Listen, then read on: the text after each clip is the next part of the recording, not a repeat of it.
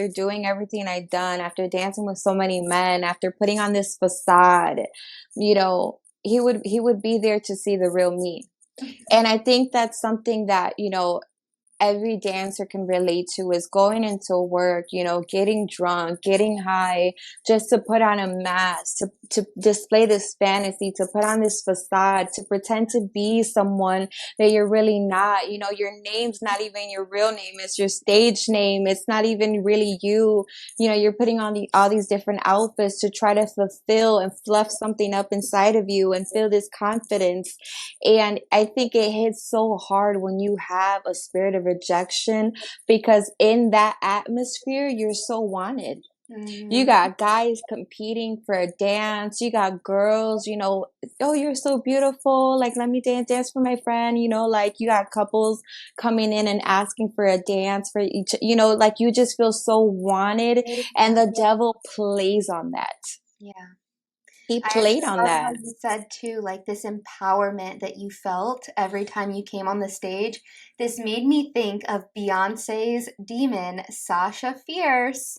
And I wanted to ask you about that. Like, I mean, you did kind of speak to the fact of you can look back and recognize when you think Jezebel entered the scene and was like, coming with that voice of, I'm going to take my power back and now I'm going to do this, but not for free and, on my say so. But would you also compare it to that, like Beyonce's Sasha Fierce? Oh, absolutely. Like, some of her songs were the songs that I would dance to. Like, I would pick my set and I would have, Drunken Love on there. I would have 7-Eleven, like, those were like my turn up, and as I was doing the drugs, you kind of put music on to gas you up. Yes. You listen to things to kind of get you in the mood, to get you, ready for work, ready, so it is Yeah. very important what you even listen to, because songs carry spirits. And it was definitely like that. Like, whenever I was at work, I will put on my ego, my alter ego, or whatever you call it, Yeah. and just be in character. Wow. I actually love that you said that too, because I remember getting ready and like not wanting to go, like dreading it. And yeah, turning on my music and being like, okay, like we're gonna get into this as I'm doing my makeup. Like you said, these songs carry spirits. You're literally welcoming these demonic spirits into your vessel so that they can, like, they're what makes this possible, what you're doing in the clubs and in sex work. The fact that they're using your vessel, that's the only way I feel like we're able to do those sort of things is because of the demons taking that over. Period. And especially women who don't drink, Mm. Oh you yeah. know, Yeah, that's a you huge. know.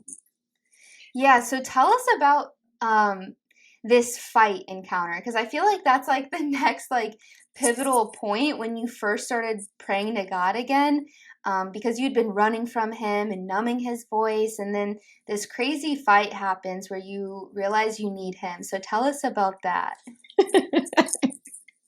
I'm sorry, I just have to laugh because it's like, God is really like a father. And you know that how moms are like, why do I always have to yell for you guys to listen to me? Yes, yeah.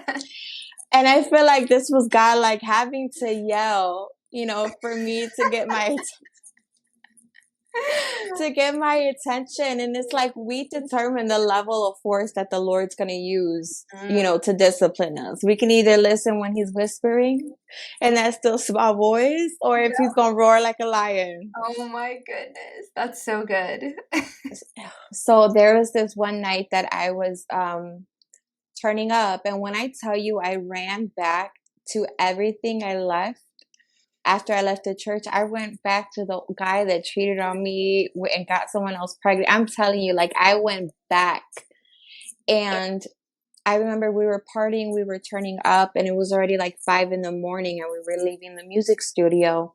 And I was with my friend, and she was on the phone with these guys, and we were at the gas station getting gas. And she's like, come on, let's go to so and so, let's go beat up so and so. And I was like, I instantly got like a deep feeling in my stomach, like a pit fulfilling, like I'm not supposed to go there. Mm. And she was like, come on, come on, come on. Like I could hear these guys on the phone and they're like plotting some stuff, and you can clearly hear that they're manifesting.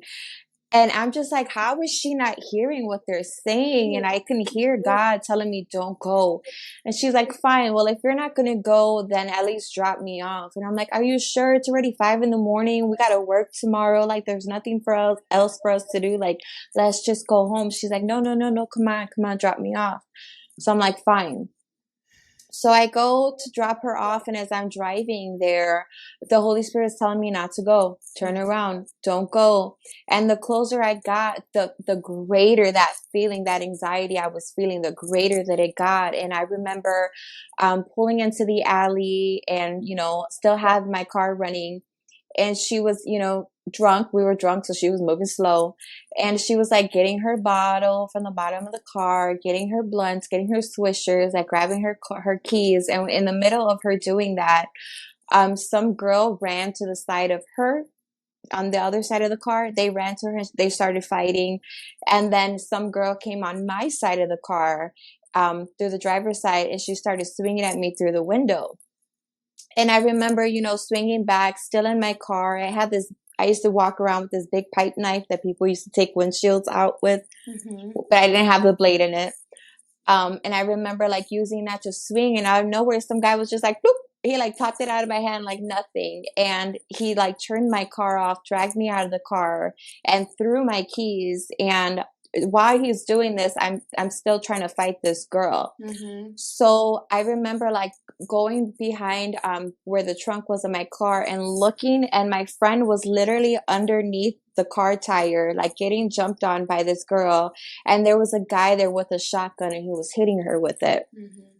So I remember, still like fighting with this girl. And I was like, when I seen the guy hitting her with the shotgun, I immediately started praying. And I was like, oh my God, Lord, Yeah. this is how I die. This is how I go. I don't want to go out like this. Yeah. Lord, if I die like this, I'm going to die backslidden, and I'm never going to see you again. I'm not going to be able to say bye to my mom. Like, if I die right now, Lord, I'm not going to spend eternity with you, because I knew God and I knew what I was doing was wrong, and I was doing it in my rebellion.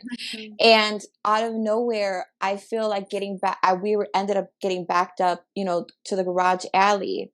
And I felt something cold press up against my stomach. And when I look, it's the guy with the shotgun, and he had put it up against my stomach. And I was just like, God, please don't let me die. Like, if you free me from this right now, I promise you, like, I'll stop doing, those promises we make to God. I promise you, I'll stop doing what I'm doing if you just get me out of the situation. And when I prayed that, I literally felt like a force field go between me and the people I was fighting. It was like an invisible force field, but I can feel it. It was like shielding me. And as soon as I felt that go forth, the guy who orchestrated the whole meetup was like, stop. And when he said stop, everyone dispersed. Now you have to understand that if you've ever been in an altercation or in a fight, you know that it takes a minute to pull people off of each other. You got to be like, hey, hey, hey, stop. But he said it with such authority. He said stop, and everyone dispersed. And I remember like my friend like jumped in the car really fast. I'm like getting in the car, and I'm like, oh my goodness, my keys.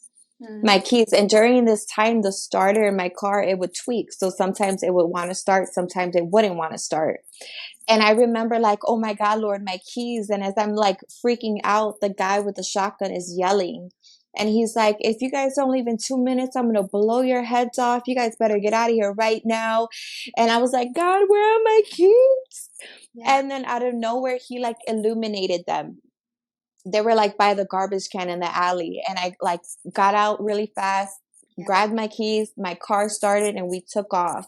Wow. And when I got to the red light, I was so angry with my friend, because it was like, I told you. Yeah. I told you we shouldn't have been here. Amanda, that's a crazy story. Where did these people come from? What was their beef? I don't know. But this is just insane. Like, the fact that you saw God show up in this, though, like, I know this is the main point, but it's also like there's so many questions. Like, what were these people doing? This is just, you know what this is reflective of, too, is just the utter chaos that happens and is the norm of your life when you're living in the depths of sin.